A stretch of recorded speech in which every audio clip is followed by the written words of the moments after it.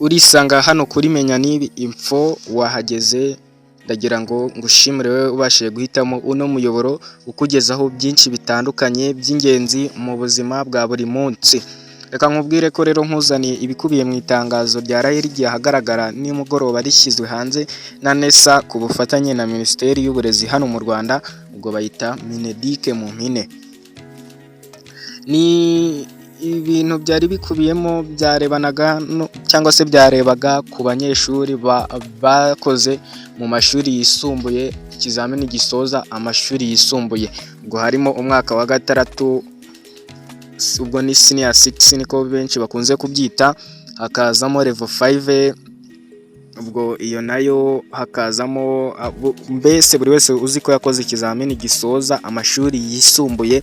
Ni itangazo rimureba cyane, itangazo ryaraye rigiye hanze ku mugoroba, ubwo hari saa 12:49 nimba ntibeshye, nibwo itangazo ryabaye rijya ahagaragara. Ni itangazo rero rikubiyemo igihe cya nyacyo cyangwa se igihe cya nyacyo n'isaha ya nyayo n'umunsi amanota azaba ajya ahagaragara.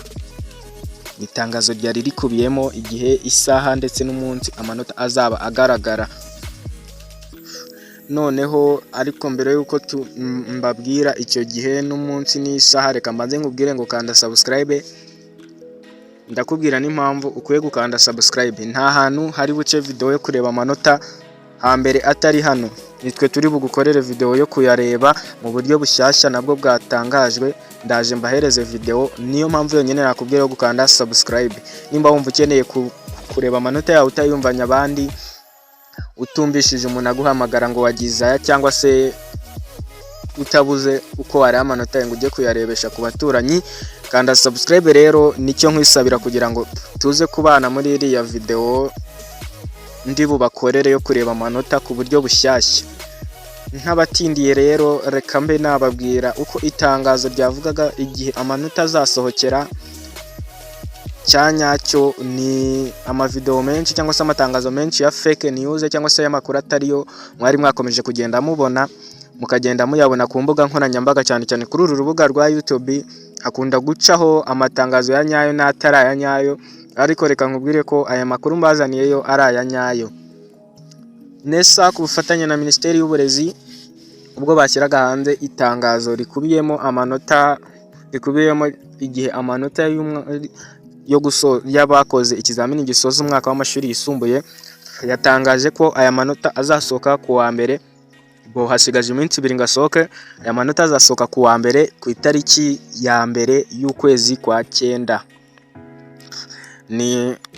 Ni cyo gihe NESA yabaye yashyira ahagaragara amanota azaba ajya hanze ku itariki ya mbere y'ukwa 9, ubwo azaba ari ku wa mbere.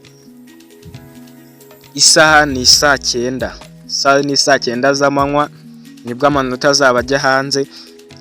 Reka nkubwire ko nta hantu hazaca video yo kugukorera yo kukwereka uburyo yarebamo bushya atari hano. Ngira ngo aba senior 3 barabibonye ko ari hano hambere haciye video yizewe y'uburyo bwizewe bwo kureba amanota.